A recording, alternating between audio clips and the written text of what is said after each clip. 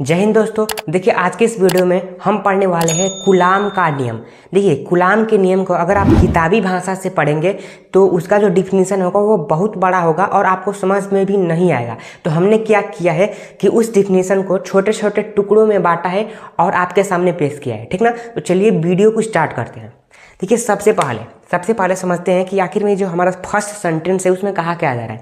देखिए दो स्थिर बिंदु आवेशों के मध्य लगने वाला आकर्षण या प्रतिकर्षण बल, ठीक ना। सबसे पहले इस सेंटेंस का क्या कर रहे हैं, यहाँ पे डायग्राम बना दे रहे हैं, ठीक ना।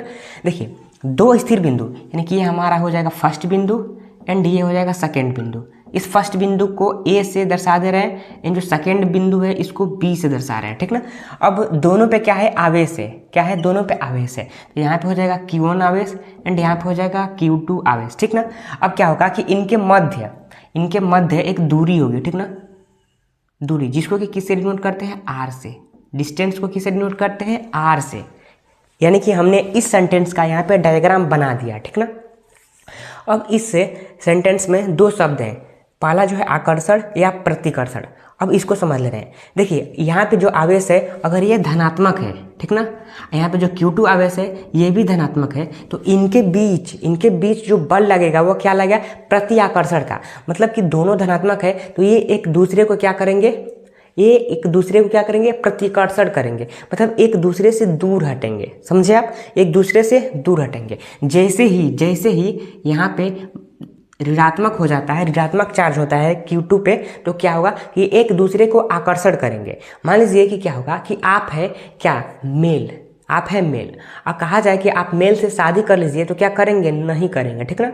जैसे ही फीमेल से कहा जाएगा कि आप शादी कर लीजिए तो फटाक से ना कर लेंगे, ठीक ना। तो इसी प्रकार से कुछ इसमें भी होता है।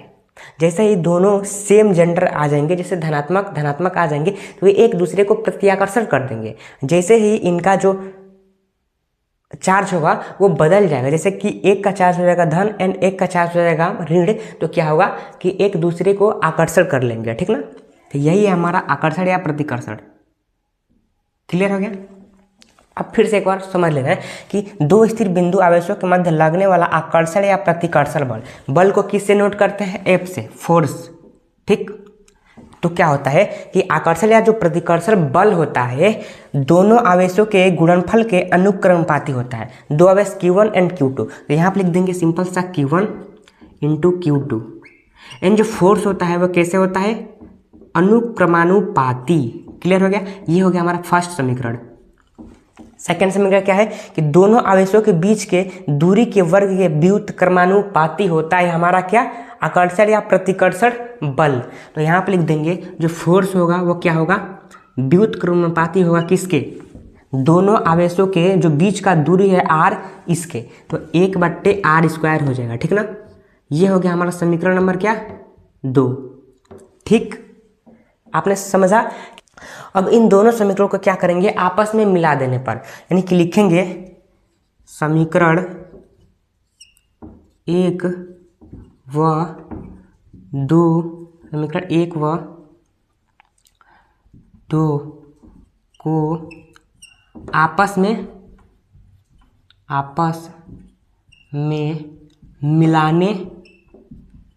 मिलाने पर, देखिए जब मिलाएंगे तो क्या होगा, F समानुपात Q1 Q2 बटे में r², ठीक। यही हमको प्राप्त होगा जब हम समीकरण 1 और समीकरण 2 को मिलाएंगे तो, ठीक ना।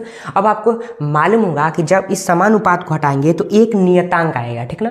तो यहाँ पर नियतांक क्या आएगा, k, यानी कि हो जाएगा हमारा F = k Q1 Q2 बटे में r², राइट। ये बनकर हमारा क्या हो गया, रेडी फॉर्मूला। k का कुछ ना कुछ मान होता होगा, ठीक ना। तो इसका मान क्या होता है, k = 9 × 10⁹ न्यूटन मीटर² एंड प्रति कूलाम स्क्वायर, ठीक ना। यही होता है हमारा k का मान, ठीक। k का जो मान होता है उसको निर्वात में हम यानी लिखेंगे यहाँ पे, निर्वात में के is equal to 1/4 pi epsilon naught, ठीक ना, 1/4 पाई इप्सिलॉन नॉट के रूप में हम क्या कर सकते हैं, दर्शा सकते हैं। क्या दर्शा सकते हैं।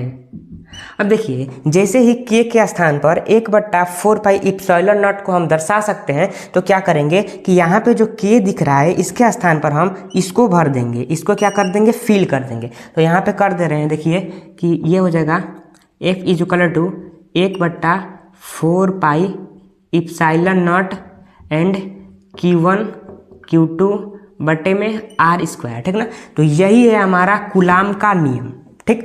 तो अगर आपको ये वीडियो अच्छा लगा होगा तो आप हमारे चैनल MK स्टडी सेंटर को सब्सक्राइब कर दीजिए इस प्रकार के वीडियो को देखने के लिए। तो धन्यवाद, मिलते हैं अगले नए वीडियो में।